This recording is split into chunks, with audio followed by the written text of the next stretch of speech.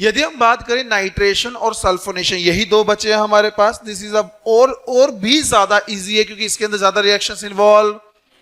यदि मैं तुम्हें बात करूं बेटा नाइट्रेशन की, नॉर्मली तुम लोगों को याद होगा लास्ट टाइम पे जब हमने लिखा था हेलोजिनेशन, नाइट्रेशन एंड सल्फोनेशन में, नाइट्रेशन में हमारे पास कौन सा रिएजेंट आता था रिएक्ट करने के लिए?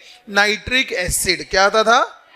और नाम भी स्पेसिफिक हो रहा है, नाइट्रेशन से नाइट्रिक एसिड, हेलोजिनेशन से हेलोजन आते हैं, और सल्फोनेशन में सल्फ्यूरिक एसिड आता है। नाइट्रेशन में जब नाइट्रिक एसिड आता है, कैसे आता है ध्यान से समझना। हमारे पास है ये RH, क्या है बेटा जी? एल्केन है ना हमारे पास। हम लोगों ने इसको ट्रीट किया nitric acid, that is HNO3 होता है ना, अरे यही बचेगा ना। ये मैं तुम्हें मैकेनिज्म नहीं, जर्नल रिएक्शन समझा रहा हूं, नेट रिएक्शन। होता क्या है बेटा जी, यहां से वाटर होता है लीव आउट। क्या होता है यहां से बेटा जी? वाटर लीव होगा तो हमारे पास प्रोडक्ट क्या बनकर आता है बेटा जी? RNO2। यस और नो बेटा जी? तो ये बनकर हमारे पास आता है। लेकिन ये रिएक्शन होती क्या है, कुछ इसकी कंडीशंस है जो तुम लोगों को पता होनी चाहिए। ये रिएक्शन डायरेक्ट कभी भी नहीं होती। ये रिएक्शन की एक सिंपल सी कंडीशन है प्रोसीड करवाने की, वो ये है कि इस रिएक्शन में हमें टेम्परेचर, मतलब हीट है ना डेल्टा मतलब, और साथ ही साथ में जो दूसरा चीज ध्यान रखना होता है प्रेशर, वो क्या होना चाहिए बेटा जी? हाई होना चाहिए। हाई टेम्परेचर और हाई प्रेशर पर ही ये रिएक्शन प्रोसीड होती है। उसके पीछे भी एक रीजन है। रीजन ये है कि ये जो रिएक्शन पूरी चलती है वो गैसियस फेज में चलती है। किस में चलती है बेटा जी? गैसियस फेज बोल सकते हैं या फिर वेपर फेज बोल सकते हैं, सेम ही बात है। ठीक है बेटा जी। अब बच्चा ये सोचता है कि वाई हाई प्रेशर, जब रिएक्शन गैसियस फेज में है मतलब गैस होती क्या है बेटा? जब वो एक दूसरे से दूर दूर होती हैं, दोनों मॉलिक्यूल के बीच में डिस्टेंस क्या होता है? ज्यादा होता है। तो हम क्या करते हैं? प्रेशर अप्लाई करके उनको क्या करते हैं बेटा? नजदीक, क्योंकि जब तक वो नजदीक नहीं आएंगे वो रिएक्ट नहीं करेंगे। That's the reason reaction is take place in high temperature and high pressure. रख सकते हो ध्यान।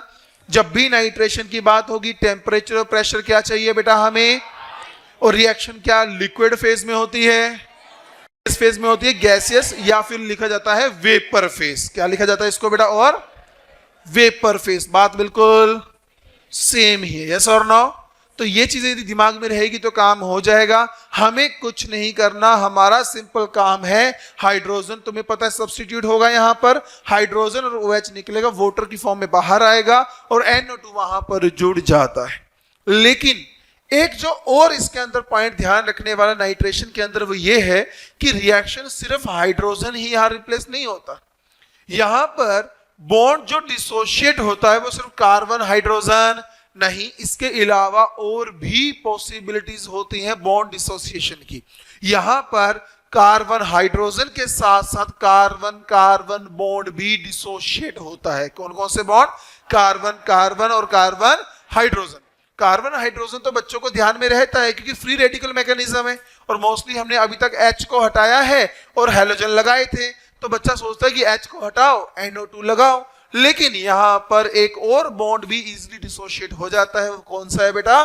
Carbon carbon bond. रख सकते हो ध्यान। तो नाइट्रेशन में हमारे पास कंडीशंस क्या हुई? Temperature high, pressure high, phase gaseous. Bond कौन कौन से डिसोशिएट हो सकते हैं? कार्बन हाइड्रोजन और कार्बन कार्बन। इससे ज्यादा कुछ भी ध्यान रखने की जरूरत यहां पर नहीं है। पहले एक लाइन लिखो फिर मैं रिएक्शन लिखवाऊंगा आपको। यस बेटा?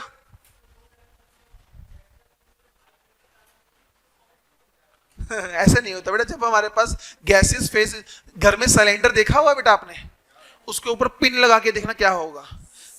वाओ, जैसे तो पिन लगाओगे आप लोगों ने देखा होगा कि गैसेस निकलती हुई देखी होंगी, बट जब तुम सिलेंडर को हिलाना तुम्हें ऐसा लगेगा बीच में लिक्विड घूम रहा है। वो सॉलिड फॉर्म में अंदर, वो भी हाई प्रेशर में तो है बेटा। गैसेस को सॉलिडिफाई करने के लिए तुम क्या सोचते हो? हाई प्रेशर लगाओ। भाई कितना प्रेशर? बहुत डिफरेंस होता है प्रेशर। अब एक कार्बन से डायमंड बनाना, हम क्या सोचते हैं? प्रेशर लगाया और हो जाएगा। हम तो यही पढ़ते हैं ना, हाई प्रेशर अप्लाई होता है। कितना? 50,000 एटमॉस्फेरिक प्रेशर। तुम्हारी बॉडी पे 1 atm पड़ रहा है, 50,000, तब जाके कार्बन से डायमंड बनता है। ऐसे थोड़ा बन जाता है। चलो एक लाइन लिखो, द रिएक्शन इज, लाइन लिखो बेटा नाइट्रेशन में, the reaction is carried out at high temperature and pressure. The reaction is carried out at high temperature and pressure and is carried out in vapor phase and is carried out in vapor phase. यदि आप vapour phase से gases में कर रहे हो, उसको open form में तो कर ही नहीं सकते, वो तो निकल जाएगा तभी तो बेटा। और पहली बात, ओपन हो तो हम हाई प्रेशर कैसे अप्लाई करेंगे? ओपन सिस्टम में प्रेशर अप्लाई हो सकता है? नहीं होता। नेक्स्ट बेटा इसके आगे लिखिए, so the reaction involves breakage of, so the reaction involves breakage of carbon hydrogen, carbon bond hydrogen and carbon carbon and carbon carbon bond.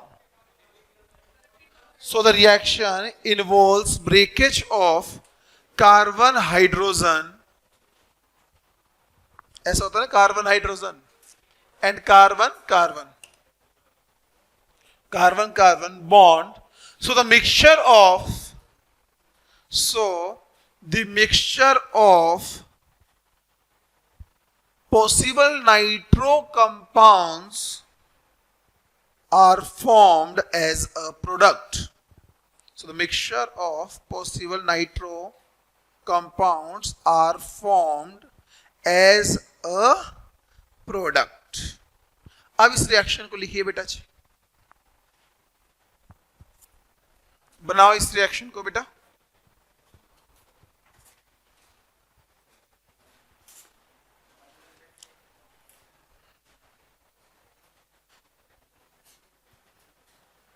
लिया बेटा, चलिए एक ऐसा करते हैं, ये तो जनरल रिएक्शन थी। अब हम क्या करेंगे, एक मॉलिक्यूल लेते हैं और उसको ट्राई करते हैं कि कितने तरह के प्रोडक्ट वहां पर बन सकते हैं, क्योंकि हमने बोला है कि कौन कौन से बॉन्ड टूटेंगे यहां पर, कार्बन हाइड्रोजन और कार्बन कार्बन। अब सब बच्चों का ध्यान इधर होना चाहिए। मान लीजिए हमारे पास दिया गया मॉलिक्यूल CH3 CH2 CH3 कौन है बेटा? ये प्रोपेन है ना। अब इसमें देखते हैं बॉन्ड कहां कहां से टूट सकते हैं। सब बच्चों का ध्यान इधर होना चाहिए। एक तो यहां से मैं बॉन्ड को तोड़ सकता हूं, यस और नो बेटा जी। होमोलाइटिक डिसोसिएशन करूंगा तो एक इधर आएगा रेडिकल और एक इधर आ जाएगा। एक मैं यहां से तोड़ सकता हूं और एक मैं यहां से तोड़ सकता। क्या मैं यहां से तोड़ूंगा? क्योंकि यहां से तोड़ू बात बिल्कुल सेम है। तो मेरे पास कितने तरह के प्रोडक्ट मिलेंगे? जब मैं यहां से तोड़ूंगा तो A मिल जाएगा, यहां से तोड़ूंगा तो B, और जब यहां से तोड़ूंगा तो ये C और ये D। टोटल कितने प्रोडक्ट मिल सकते हैं यहां पर? अब ना सभी ने ध्यान से देखना है, यहीं पर तुम्हें समझ आएगा कि कौन सा मेजर बनेगा और कौन सा माइनर बनेगा। मैं यहां 1 बाय 1 डिसोसिएशन करूंगा। सबसे पहले डिसोसिएशन कर रहा हूं A वाली, किसकी बेटा जी? A में जब डिसोसिएशन करूंगा तो यहां से बॉन्ड तोड़ा तो यहां रेडिकल बना होगा ना। ये H किसके पास गया होगा? उससे क्या निकल गया होगा? तो यहां इस रेडिकल के साथ क्या जुड़ा होगा? NO2, यस और नो? तो ध्यान से देखो, क्या कुछ ऐसा ही बना होगा? CH3 CH CH3 NO2, yes और नो बेटा? सबको पता लगा कैसे बना? अब मैं कौन सी डिसोसिएशन करवाऊंगा? B वाली। देखो बेटा, B वाले में यहां रेडिकल टूटेगे ना, तो ये H कौन लेके जाएगा? OH, पानी बाहर आ जाएगा और यहां जो रेडिकल होगा वहां कौन जुड़ेगा? क्या कुछ ऐसा ही बनाओगे? CH2NO2, यस और नो बेटा? अब कौन सी डिसोसिएशन की जाएगी? C वाली करेंगे हम लोग। C में कहां से बॉन्ड तोड़ने को बोला था बेटा? यहां से। जब यहां से बॉन्ड टूटा तो यहां क्या बचा? CH3, अरे यस और नो? ये CH3 के साथ क्या जुड़ेगा अब? NO2, यस और नो बेटा? और इस बॉन्ड के साथ क्या निकल जाएगा? OH जुड़ जाएगा, मतलब अल्कोहल बनेगा। लेकिन जब D से डिसोसिएशन होगी तो कहां से क्या बनेगा बेटा? जब यहां से टूट के C बना और यहां से टूट के क्या बनेगा बेटा जी? CH3 CH2NO2। क्या यही प्रोडक्ट बनेंगे 4 बेटा? अरे यस और नो? अब ध्यान से देखो सारे बच्चे, ये 4 पॉसिबिलिटी थी, हमने चारों बना ली, लेकिन इनमें से कोई एक ही मेजर होगा ना, और बाकी क्या होंगे? वो डिपेंड करता है इंटरमीडिएट के ऊपर। किसके ऊपर? इन चारों में इंटरमीडिएट में यहां रेडिकल आया था, इधर यहां रेडिकल आया था, इधर इधर, और इस तरफ इधर। ये कौन सा रेडिकल था? 1 डिग्री। और ये कैसा था? 1 डिग्री 0, इसमें तो कोई डिग्री आएगी नहीं ना। ये कैसा था? 1 डिग्री। और ये कैसा था? सबसे ज्यादा इंटरमीडिएट किसका? स्टेबल। तो ये क्या होगा? और बाकी सब क्या होंगे? माइनर होंगे। बताओ बच्चों, समझ आया नहीं आया? तो ये पॉसिबिलिटीज होती है बेटा जी रिएक्शंस के अंदर। कर लोगे क्या? तो this is a sum of nitro या फिर नाइट्रेशन, कि कहां पर नाइट्रो ग्रुप जुड़ेगा और कहां पर नहीं। कर लोगे? नोट डाउन कीजिए इसको बेटा। देखना बेटा, ये तो पता लग गया ना कहां कहां से टूट सकते थे। पहले मैंने ए वाली रिएक्शन करवाई, ए में क्या हुआ? H यहां से निकलेगा किसके साथ? OH के साथ, वाटर बाहर। उसके बाद क्या होता था? R किससे जुड़ जाता था? NO2 के साथ। तो यहां पर जब रेडिकल बना होगा वो किससे जुड़ेगा? तो यहां NO2 जोड़ दिया। B वाले केस में यहां से यहां NO2 जोड़ दिया, C वाले में यहां जोड़ दिया, D वाले में यहां जोड़ दिया। सबसे ज्यादा स्टेबल रेडिकल कौन सा होगा? ये यहां जब रेडिकल था तो वो 2 डिग्री था, बाकी सब में 1 और 0 डिग्री है। तो कौन ज्यादा स्टेबल? 2 डिग्री वाला, इसलिए वो फेवर कर रहा है और वो मेजर बन रहा है। खत्म कहानी। सी और देखो बेटा, जब यहां से बॉन्ड टूटेगा, एक ये बनेगा और एक ये बनेगा। एक बार इधर NO2 लग सकता है और एक बार इधर। तो एक बार C में इधर लगा दिया, D में उधर लगा दिया, खत्म। ओके, अब सब बच्चों का ध्यान इधर होना चाहिए। सल्फोनेशन के अंदर हमारे पास क्या होता है बेटा? सल्फ्यूरिक एसिड आता है। क्या आता है? ये भी रिएक्शन जो होती है वो भी टेम्परेचर एंड प्रेशर की कंडीशंस में ही होती है, बट इसका जो सबसे मेन जो पॉइंट है, जो ध्यान रखने वाला है, कि सल्फोनेशन में आएगा तो वही अगेन कॉन्स्टेंट H2SO4 ही आएगा, लेकिन सबसे मेन जो बात यह है कि ये जो रिएक्शन प्रोसीड होती है वो SO3 की प्रेजेंस में होती है। किसकी प्रेजेंस में होती है बेटा? SO3 की प्रेजेंस में होती है। There is a reason. आप लोग देखोगे रिएक्शन में SO3 का कोई रोल नहीं होगा। हम रिएक्शन करेंगे, रिएक्शन आराम से प्रोसीड करेगी और प्रोडक्ट बना देगी। फिर SO3 हम डाल क्यों रहे हैं? देयर इज अ रीजन, ये है इसके पीछे। जब ये रिएक्शन पूरी होगी तो रिएक्शन के लास्ट में वाटर निकलता है। क्या निकलता है बेटा जी? वाटर बाहर आएगा। उस वाटर को यदि हम यूज नहीं करेंगे तो वो दिक्कत करता है रिएक्शन के बीच में। वो आगे प्रोडक्ट फॉर्मेशन में क्या करेगा बेटा जी? इजीली प्रोडक्ट फॉर्मेशन नहीं होने देगा, रोकेगा उसको। तो ये SO3 क्या करता है? उस H2O से मिलके सल्फ्यूरिक एसिड बना देता है। क्या बना देता है? जो हमें रिएक्शन में चाहिए। तो बताओ हमारे लिए अच्छी बात होगी या बुरी बात होगी? तो रिएक्शन रेट बढ़ेगी या कम होगी? बढ़ जाती है, और प्रोडक्ट की कंसंट्रेशन भी बढ़ जाती है। इसीलिए इस रिएक्शन में हम SO3 की प्रेजेंस में ही ये रिएक्शन प्रोसीड करवाते हैं। जैसे एक बेसिक जनरल नेट रिएक्शन देख लेते हैं। देखो बेटा सब बच्चे इधर, अगेन हमारे पास क्या है बेटा? एक RH है ना। हम लोगों ने क्या कर दिया? इसको ट्रीट किया किसके साथ? H2SO4 के साथ। तो कुछ ऐसे ही होगा ना, ये इधर हो गया SO3H, यही होगा ना बेटा। यहां से अगेन क्या निकलेगा? वाटर बाहर निकलेगा। तो किसकी प्रेजेंस में रिएक्शन होती है? ये SO3 की प्रेजेंस में प्रोडक्ट क्या बन जाएगा? RSO3H। यस और नो? साथ में क्या आएगा? H2O। लेकिन ये H2O क्या करता है बेटा जी? SO3H के साथ मिलकर क्या बना देता है? तो वो रिएक्शन में दोबारा यूज हो जाएगा क्या? जिसके कारण रिएक्शन रेट क्या हो जाती है बेटा जी? बढ़ जाती है। यस और नो? बस इतना ध्यान रखना है, इससे ध्यान रखने की आवश्यकता नहीं है। बट यहां एक चीज छुपी हुई है जो तुम्हें फाइनल एग्जाम में हेल्प करेगी। सल्फोनेशन भी अब ऐसा नहीं है जहां तुम्हें एल्केन मिल गया वहां सल्फोनेशन होगी। देखोगे ऐसी काफी रिएक्शंस देखोगे जहां तुम्हें लगेगा कि हाँ एल्केन बैठा है, सल्फ्यूरिक एसिड बैठा है, SO3 बैठा हुआ है, यहां तो सल्फोनेशन हो जानी चाहिए, लेकिन वहां होगी नहीं। यहां कुछ कंडीशंस है बेटा। क्या है? कुछ, हर कोई एल्केन ये रिएक्शन प्रोसीड नहीं करता। और जैसे nitration carbon carbon bond dissociate होता है, इसमें ऐसा नहीं होता। इसमें सिर्फ का सिर्फ हाइड्रोजन से ही सब्स्टिट्यूशन होती है। किसके साथ बेटा? हाइड्रोजन। बट कंडीशन ये है हमारे पास कि वो जो हाइड्रोजन होगा वो 3 डिग्री हाइड्रोजन होना चाहिए। कौन सा बेटा जी? 2 डिग्री और 1 डिग्री के साथ ये क्या बोलेगा? हम ना देंगे रिएक्शन। समझ रहे हो क्या? सेकेंड चीज, यदि मान लो 3 डिग्री हाइड्रोजन प्रेजेंट नहीं है तो ये 2 डिग्री के साथ भी देगा, लेकिन कब? जब हमारे पास वो जो चेन दी गई होगी, एल्केन जो दिया गया होगा, एल्केन के अंदर मिनिमम 6 कार्बन होने चाहिए। 6 या 6 से ज्यादा कार्बन की चेन हो तभी वो रिएक्शन देता है, सल्फोनेशन होती है। अदरवाइज सल्फोनेशन वहां पर नहीं होती एल्केन के केस में। तो यहां पर हमारे पास क्या क्या कंडीशन होगी सल्फोनेशन में? अरे दोनों उठो, अबे उठो, दोनों दोनों उठो, दोनों बाहर चलो, चलो चलो जल्दी जल्दी फटाफट, फास्ट, यू टू चलो। सल्फोनेशन, इधर देखो, सल्फोनेशन के अंदर हमारे पास क्या है बेटा जी? सल्फ्यूरिक एसिड की प्रेजेंस में रिएक्शन होगी। सेकंड कंडीशन क्या है? SO3 वहां पर प्रेजेंट होना चाहिए ही चाहिए, क्योंकि वो हमारे पास क्या करता है बेटा? रिएक्शन रेट को बढ़ा देता है। थर्ड चीज जो मेन कंडीशन है कि कहां होगी और कहां नहीं होगी, वो ये है कि वहां हमारे पास एल्केन में कम से कम एक तो 3 डिग्री हाइड्रोजन होना चाहिए। यदि 3 डिग्री हाइड्रोजन नहीं है तो हमें यह जरूर देखना है कि उस चेन के अंदर हमारे पास कम से कम कितने कार्बन होने चाहिए? 6।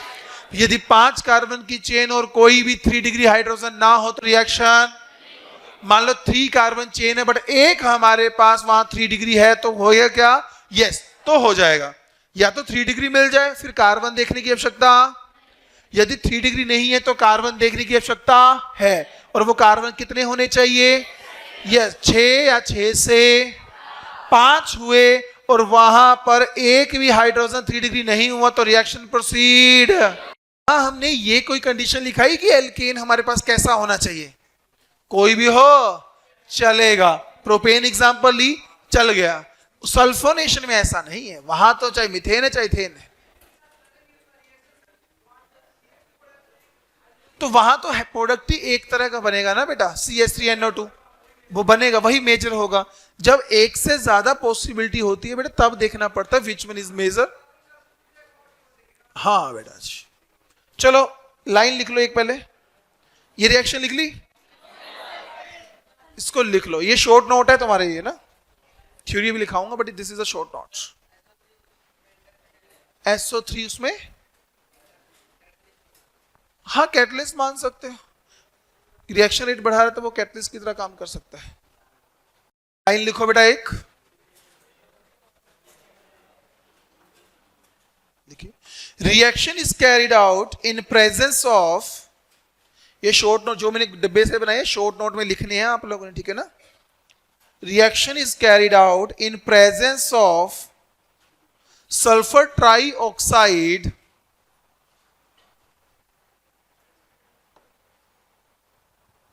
sulfur trioxide. It increases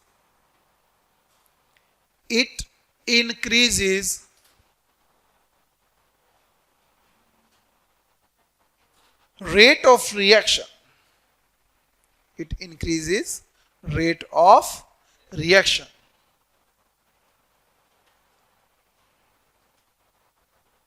Since it react with H2O, since it react with H2O, it reforms sulfuric acid. It reforms sulfuric acid.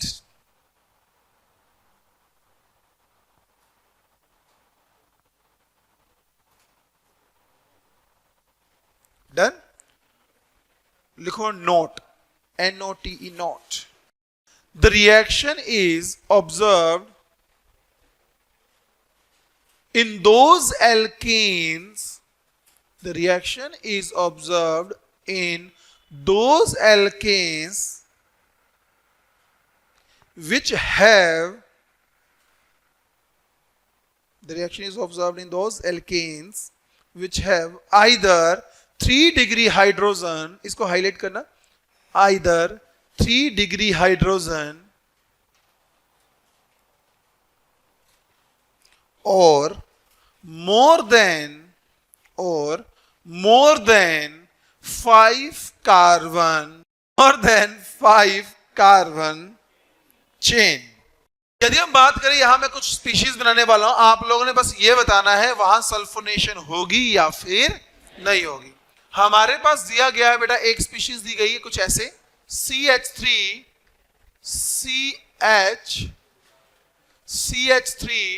CH3 क्या यहां सल्फोनेशन हो सकती है?